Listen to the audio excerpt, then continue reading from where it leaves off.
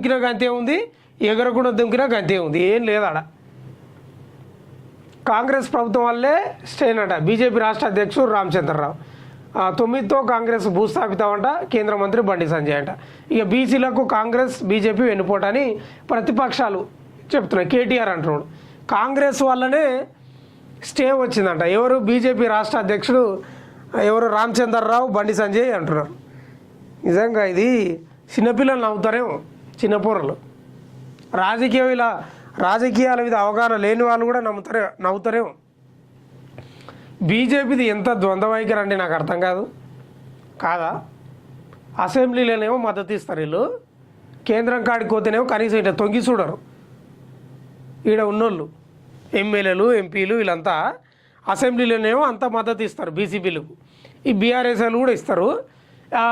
కేంద్రం దగ్గర కొట్లాడనికే మాత్రం రారు. కాబట్టి దీనివల్ల మీరు అర్థం చేసుకోవాలి, బీసీ, ఎస్సీ, ఎస్టీ వాళ్ళు, ముఖ్యంగా బీసీ వాళ్ళు, వీళ్ళ యొక్క నాటకాలు, వీళ్ళ కథలు. సరే కాంగ్రెస్ ఏదో చేస్తుంది ప్రయత్నం, వాళ్ళు కూడా కుట్రదారులే అనుకుందాం, ఏదో చేసేవారో చేస్తుంది అనుకోని. ఇక బీజేపీ అయితే ఏమన్నా ఉందా? బీజేపీ చేతిలో ఉంది చేయాలనుకుంటే. ఇక కాంగ్రెస్ అప్పటి నుంచి పాలించింది కదా, అప్పటి నుంచి ఎందుకు చేయలేదంటే అప్పుడు చేయలేదు, అప్పుడు గడ్డి తిన్నారేమో చేయలేదు, ఇప్పుడు అన్నం తింటున్నారేమో చేస్తున్నారు అనుకుందాం. మరి బీజేపీ వాళ్ళని సహకరించాలి కదా. కనీసం కోర్టు కాడ విచారణ సాగుతుంది, బీఆర్ఎస్ వాళ్ళు ఒక్కరు లేరు, బీజేపీ వాళ్ళు ఒక్కరు లేరు, ఆడ మొత్తం కాంగ్రెస్ వాళ్ళే ఉన్నారు. అలా అంటే వీళ్ళ చిత్తశుద్ధి ఏందో అర్థం చేసుకోవాలి. బీఆర్ఎస్ వాళ్ళది, బీజేపీ వాళ్ళది రావాలి కదా కోర్టు కాడికి, బీసీ నేతలన్నా రావాలి కదా. చెయ్యరు వీళ్ళకు ఉండదు. వాళ్ళకి ఎట్లుంటుంది, వాళ్ళు అంతా వాళ్ళదే రావుల పాటే, ఆయన రావే, ఈయన రెడ్డి ఏడే వేస్తారు. అవుతుందా? అంత ఈజీ ముచ్చట కాదు. వీళ్ళంతా కుట్రదారులే, వీళ్ళంతా ప్లాన్ ప్రకారమే ఉంటారు. ఇక బీజేపీకి అయితే అసలే చిత్తశుద్ధి లేదు. ఇక బీజేపీ ఏమంటుందంటే మేము బీసీ ముఖ్యమంత్రిని చేస్తామంటారు. ఎట్లుందంటే ఇక యాన్నో దొంగతనం చేయాలంటే ఈయన్నే వంగిపోయారట, అట్లుంది పరిస్థితి కాదా? మరి ఉత్తరప్రదేశ్లో దొంగతనం చేసేదానికి హైదరాబాద్ నుంచే వంగిపోయారట, అట్లే ఉంది బీజేపీది. వచ్చేది ఎప్పుడో సచ్చేది ఎప్పుడో బీజేపీ అధికారంలోకి ఇట, కానీ మేము బీసీ ముఖ్యమంత్రిని చేస్తామంటారు. ఫస్ట్ ఇది చేయరాదు, ఫస్ట్ ఇది బీసీ రిజర్వేషన్లకు సంబంధించి, ఈ చట్టబద్ధతకు సంబంధించి ఏమన్నా ప్రాసెస్ చేయరాదుండ్రి, మీరు కొట్లాడ రాదుండ్రి.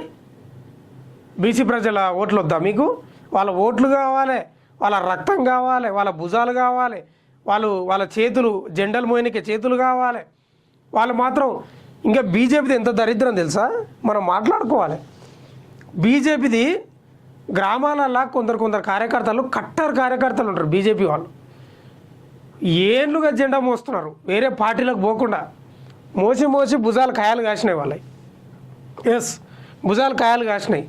వాళ్ళు ఇంతవరకు ఓ సర్పంచ్ అయ్యేది లేదు, ఓ వార్డు మెంబర్ అయ్యేది లేదు, ఓ ఎంపీటీసీ అయ్యేది లేదు, ఓ జెడ్పీటీసీ అయ్యేది లేదు. ఇక రాష్ట్రంలో ఎమ్మెల్యేలు, ఎంపీలు మాత్రం కావాలి వీళ్ళు. ఇంకా చాలు, ఇంకా మాకు చాలు. వాళ్ళు జెండాలు మోసి ప్రచారం చేసి మీకు ఓట్లు వేయించి గెలిపించి మిమ్మల్ని అసెంబ్లీలో, పార్లమెంటులో కూర్చోబెడితే చాలా. ఇక కార్యకర్తలు, సర్పంచులు, ఎంపీటీసీలు, జెడ్పీటీసీలు, జెడ్పీ చైర్పర్సన్లు కావద్దా? ఎంత నీతి లేని పార్టీ తెలుసా బీజేపీ. కేవలం ఎమ్మెల్యేలు ఇక్కడ కూర్చుంటారు, గెలుస్తారు, హైదరాబాద్లో కూర్చుంటారు తప్ప వీళ్ళు ఏం నరికేదేమి ఉండదు, గ్రామాలలో పార్టీని బలోపేతం చేసేదేం ఉండదు. ఈ ఎంపీలు కూడా అంతే.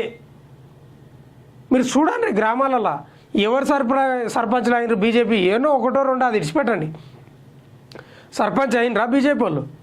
వార్డు మెంబర్లు, ఎంపీటీసీలు, జెడ్పీటీసీలు అవుతున్నారా? వాళ్ళు ఏమో మీకోసం కష్టపడాలి, బీసీ, ఎస్సీ, ఎస్టీ వాళ్ళు.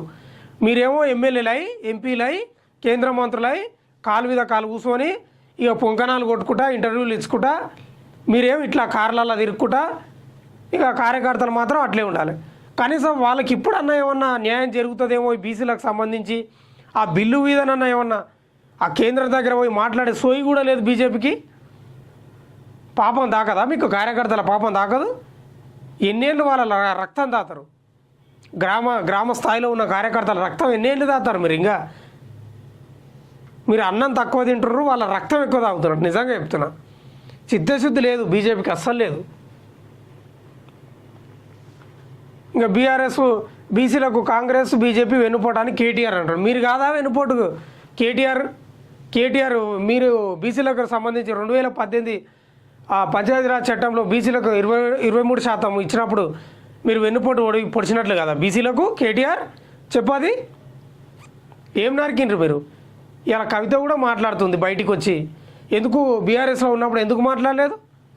బీసీలకు ఎందుకు మీరు జెడ్పీ చైర్పర్సన్లు ఎక్కువ శాతం ఇవ్వలేదు? అసలు రిజర్వేషన్లు ఎందుకు కల్పించలేదు? ఎందుకు తగ్గించారు? కల్పించకపోగా 33% ఉన్నదా అని 23కు తేవడం ఏంది? నీకేడుంది? కేటీఆర్ చిత్తశుద్ధి ఉందా నీకు? నీవు మాట్లాడతావా? బీసీలే ఆలోచన చేసుకోవాలి, బీసీలే ఆత్మవిమర్శ చేసుకోవాలి. ఇలా మొదలైన నామినేషన్లు అలా బ్రేక్ చేసిన హైకోర్టు. ఉదయాన్నే నోటిఫికేషన్లు ఇచ్చిన కలెక్టర్లు 119 మంది అభ్యర్థుల నామినేషన్లు దాఖలు, స్టే రావడంతో నోటిఫికేషన్లు నిలిపేస్తూ రాష్ట్ర ఎన్నికల సంఘం ప్రకటన. ఏప్రిల్ ఫుల్ అవుతారు. ఇదే నెల? అక్టోబర్, అది నవంబర్, అక్టోబర్ ఫుల్ అయిపోయినా అనుకోవాలి మనం. పోయి నామినేషన్లు వేసినట 199, అది 119 మంది, 119 మంది నామినేషన్లు వేస్తే స్టే రావడం వల్ల అవుతుంది అయిపోయింది. నాకు తెలిసి వాళ్ళు పత్రాలు చింపినరే కొందరు. ఇంకా నిజంగా చెప్తున్నా ఈ మాట, గ్రామాలలో ఈ ఎలక్షన్లకు వారే అవసరం లేదు, ఎవడన్నా పెట్టుకొని ఎప్పుడన్నా కాకోకని వదిలేసారట చాలామంది సర్పంచ్ అభ్యర్థులు. ఫోన్లు కూడా వచ్చినాయి నాకు. ఇట్లా ఉంది పరిస్థితి, ఏం చేస్తాం?